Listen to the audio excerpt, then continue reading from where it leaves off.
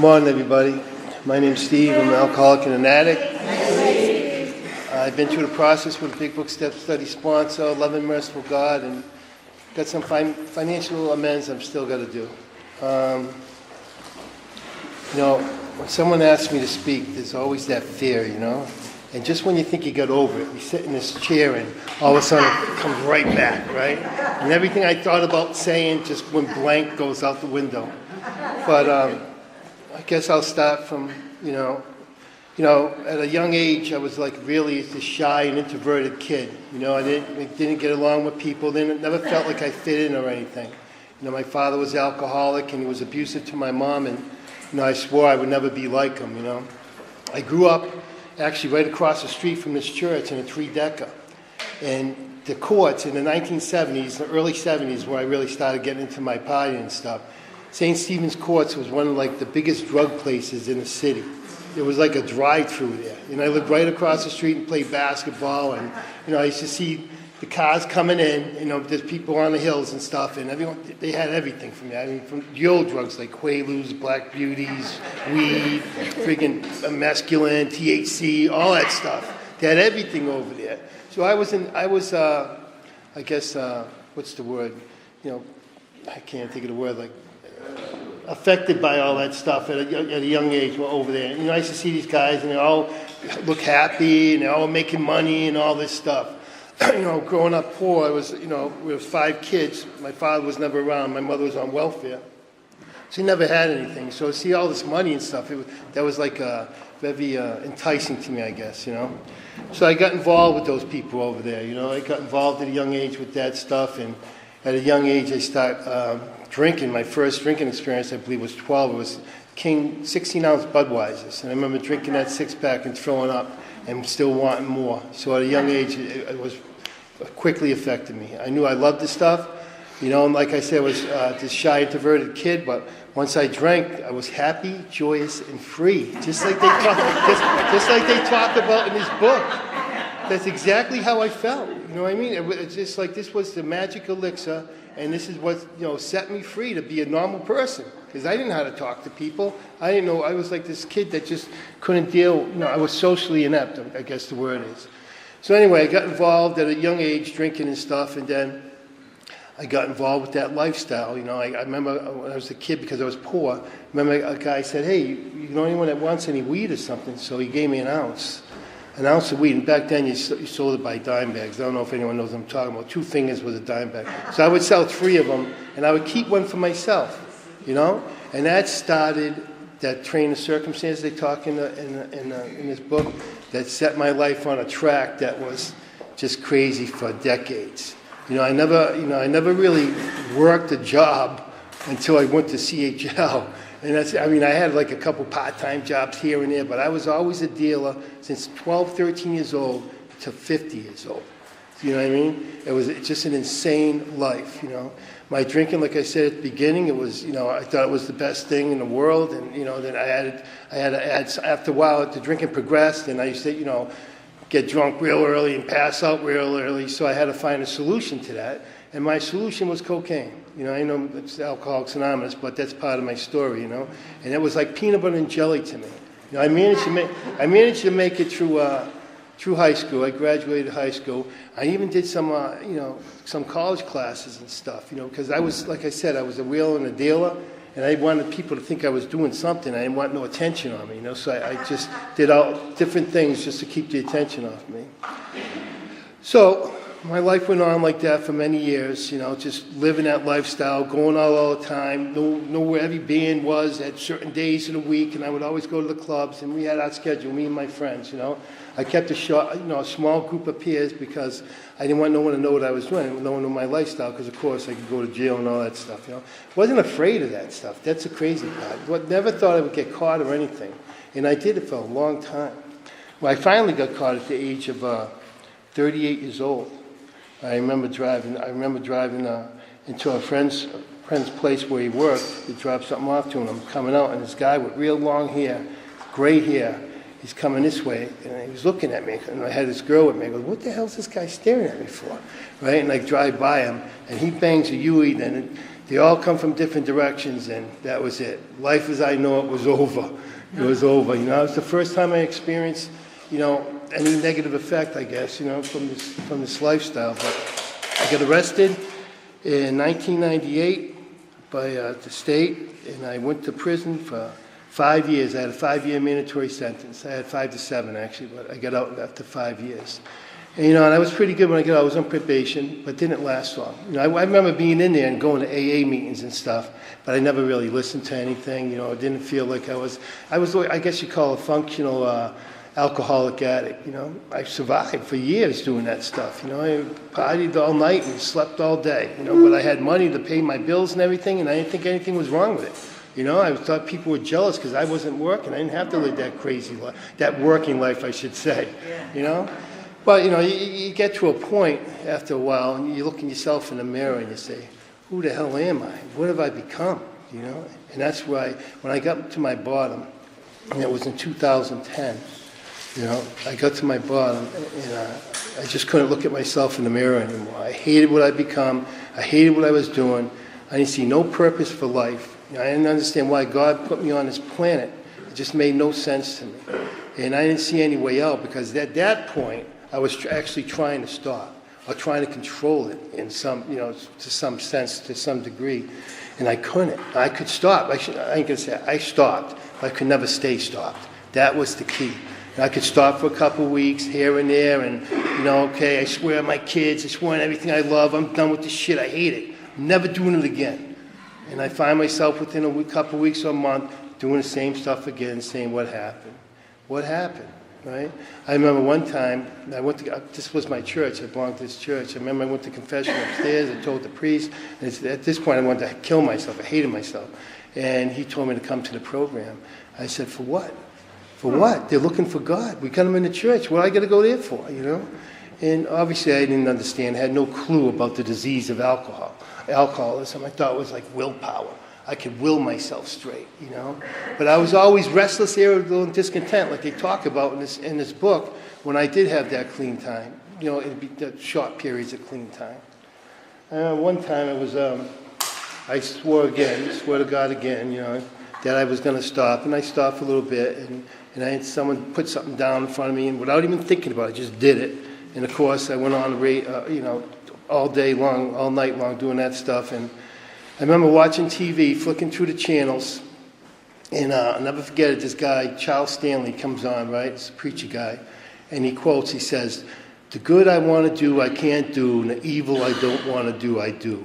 I goes, oh my God, that's me, because I did not want to do this shit anymore. I wanted to be a normal person, have a normal life, you know, a normal father, and all that stuff, right? And that's what I wanted. But the stuff just got so powerful, I just couldn't stop myself. So it's like this war inside me. One part wanted to do the right thing, one part wanted to do the bad thing. And I couldn't control it. You know, the bad part always was winning. And I got to, like I said, 2010, and, you know, the first step really started to kick in. We admitted we were powerless over alcohol, and our lives had become unmanageable. It took me a long time to surrender to this disease. A lot of beating up, you know, a lot of pain, a lot of suffering.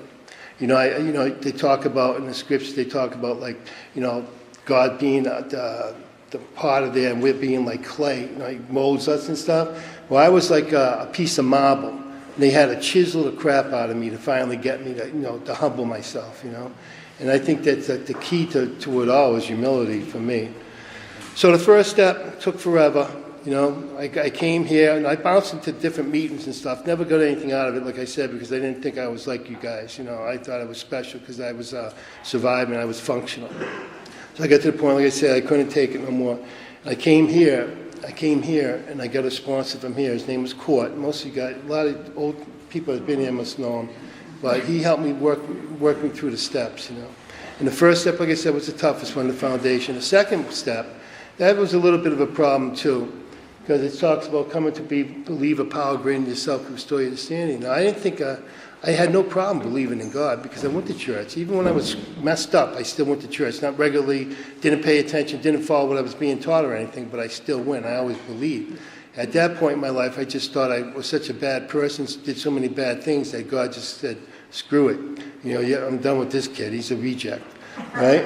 And then, so the second step is a process, right? They talk about came to believe. That's what it was for me. It was a process, I started going to meetings, started going every day, and so for some reason my ears started to open up, and I started to listen, because there was the same things were being said as what was said before, but it wasn't sinking in. But like I said, I think the pain and suffering allowed my ears to open a little bit more, and the words started sinking in, and I started identifying instead of comparing.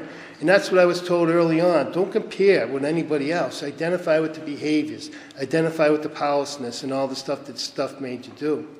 And that's what I began to do. I started to identify, and I started going to meetings, and all of a sudden I realized, geez, I'm not having no desire to drink a drug. What the hell's going on? Because how come this stuff didn't work in church, but it's working in these meetings? I still didn't understand the thing, but now I understand different graces for different places. I believe this program is God's gift to people like me, and probably people like you, or probably like me, right? And those 12 steps, it's God's prescription for us to get clean and get our lives back. Because when I was out there, I don't even think I wouldn't call myself living life. I would call myself one of the walking dead. I was existing for a drink or a drug, and that's the only thing I thought about, and it consumed me from the time I woke up to the time I went to sleep. Either doing it or how I'm going to make money off of it. So that was my life. So I got a blank spot right now. So second step, it took me a while, but it's a process. I came to, I started to believe. And so now I got to that third step. Turning my will and my life over to care of God as I understood it. With that step, the part that it took me a long time for that step too, is I did it, formal step, when we caught, we knelt down, we held hands, which I thought was weird. We prayed that third step prayer, lead me in the bondages of self. I didn't fully understand that. But in the third step too, it talked about complete abandonment, total abandonment to the program. That's the part I had a hard time in.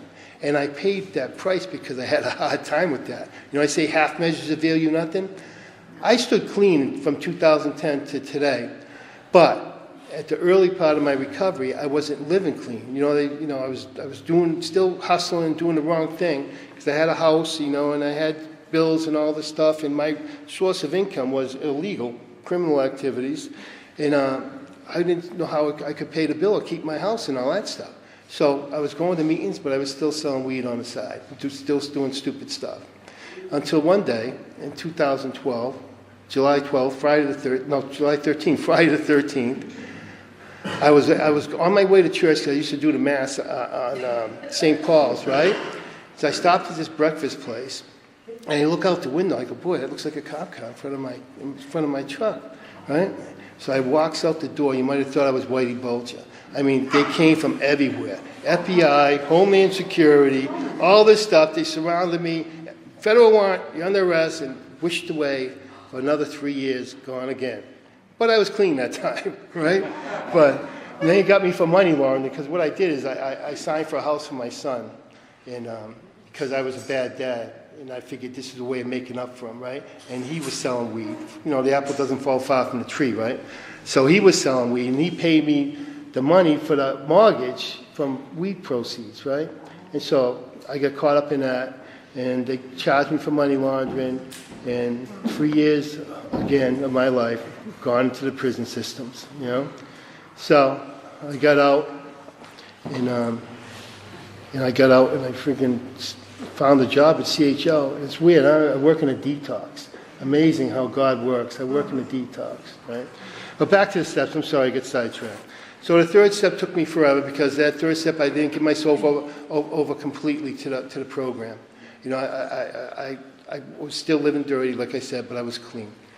And so I got into the program. I got my friend Court to help me out.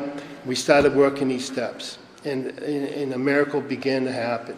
That transformation they talk about. I loved it. They say once you become a pickle, you can never be a cucumber again. That's the negative side. I like looking at it. We come in like caterpillars, right? Low to the ground. We get to these steps and we get transformed. We become like butterflies. We become brand new people. The people who God created us to be. You know, people that we never thought we could be, that I never thought I could be. I thought my life was over. I had so many fears and stuff. At 50 years old, when I was going to get clean, my mind used to tell me, what the hell are you doing? Why even bother? You got these felonies against you. You got no work history. Your life's over, kid. Just keep doing what you're doing. You know, and that's, you know, and it was hard to overcome those thoughts. And I guess we all had those crazy negative thoughts, you know, that negative self-talk. Anyway, so I did the steps with him, and, you know, the fourth step was a big step for me. You know, the fourth step, I look at it like God put a light on in my soul, and I could see the stuff that I didn't see before. You know, all the stuff I was in denial about, all the stuff I stuffed down, all those emotions, the embarrassment, the guilt, the shame, all that crap was in there. And that was the stuff that was feeding my alcoholism and my addiction.